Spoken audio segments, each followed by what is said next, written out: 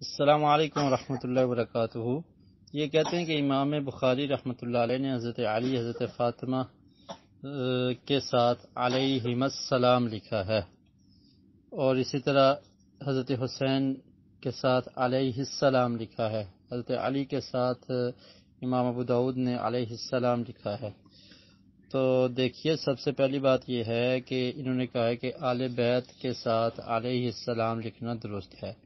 تو شیعہ کا جو عقیدہ ہے وہ یہ ہے کہ آل بیت میں صرف یہی افراد شامل ہیں، حضرت علی، حضرت حسن اور حسین، اور اس کے بعد پھر حضرت حسین کی اولاد میں سے جو ان کے ہاں ائمہ ہیں، یا جن کو انہوں نے ائمہ اثنا عشریہ کہا ہے، ان کو آل بیت میں شامل کرتے ہیں۔ باقی حضرات کی تردید کر دیتے ہیں یا ان کو آل بیت میں شامل نہیں کرتے۔ حضرت فاطمہ الزہرا رضی اللہ تعالی عنہا کو شامل کرتے ہیں، نبی کریم صلی اللہ علیہ وسلم کی باقی بیٹیوں کو اہل بیت میں یہ شامل کیوں نہیں کرتے؟ ازواج مطہرات کو، امہات المومنین کو اہل بیت میں یہ شامل نہیں کرتے، کیوں نہیں کرتے؟ اس کے علاوہ آپ صلی اللہ علیہ وسلم کے چچا حضرت حمزہ، حضرت عباس رضی اللہ تعالی عنہما کو اہل بیت میں یہ شامل نہیں کرتے، کیا وجہ ہے؟ تو اہل بیت نبی مکرم صلی اللہ علیہ وسلم کے جو اہل بیت ہیں اس میں امہات المومنین بھی شامل ہیں، اس میں آپ صلی اللہ علیہ وسلم کے چچا بھی شامل ہیں، اور اس میں آپ صلی اللہ علیہ وسلم کی اولاد میں حضرت علی، حضرت فاطمہ اور ان کی اولاد، اور اسی طرح آپ صلی اللہ علیہ وسلم کی جو دیگر بیٹیاں تھیں وہ بھی شامل ہیں۔ تو یہ ان کا من گڑت ایک اپنی طرف سے یہ عقیدہ ان نے بنایا کہ چند افراد کو اہل بیت میں شامل کرنا اور باقی اہل بیت کا انکار کر دینا۔ تو ان سے پہلے یہ پوچھا جائے کہ آپ باقیوں کو اہل بیت میں کیوں نہیں شامل کرتے؟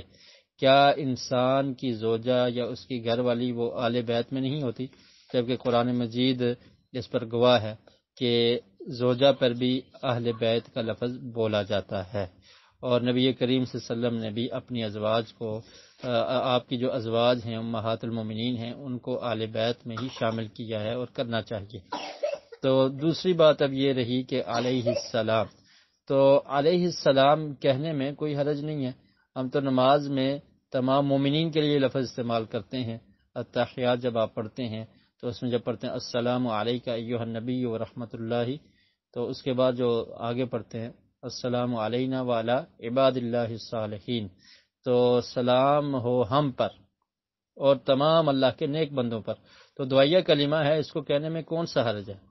اصل میں ان کا جو عقیدہ ہے اس کی تردید کی جائے۔ اور پھر یہ جو امامت کا جو عقیدہ ہے جس کو یہ ارکان اسلام میں سے شامل کرتے ہیں، یہ اہل سنہ کے موقف کے خلاف ہے کہ ارکان اسلام مسلمانوں کے ہاں 5 ہیں، یعنی شہادت، نماز، روزہ، حج اور زکوٰۃ، اور انہوں نے ایک اور اس میں داخل کیا ہوا اپنی طرف سے امامت کا عقیدہ۔ اور پھر جتنے بھی ائمہ ہیں ان کو یہ معصوم سمجھتے ہیں۔ تو یہ تو اہل سنت کا جو عقیدہ ہے اس سے ہٹ کر انہیں اپنے پاس سے اپنا عقیدہ بنایا ہوا ہے۔ تو یہ علیہ السلام دعائیہ کلمہ ہے، اس میں کوئی اتنا بڑا فرق نہیں ہے۔ ہم تو حضرت ابوبکر علیہ السلام بھی کہہ سکتے ہیں اور کہنے میں کوئی حرج نہیں ہے، حضرت عمر فاروق علیہ السلام بھی کہہ سکتے ہیں، رضی اللہ عنہ بھی کہہ سکتے ہیں۔ تو یہ ایک یعنی ائمہ نے، یا آپ یہ سمجھ لیں کہ علماء نے یہ کنسپٹ بنایا ہے کہ علیہ السلام کا لفظ انبیاء پر بولا جاتا ہے اور رضی اللہ عنہ کا لفظ صحابہ کرام پر بولا جاتا ہے۔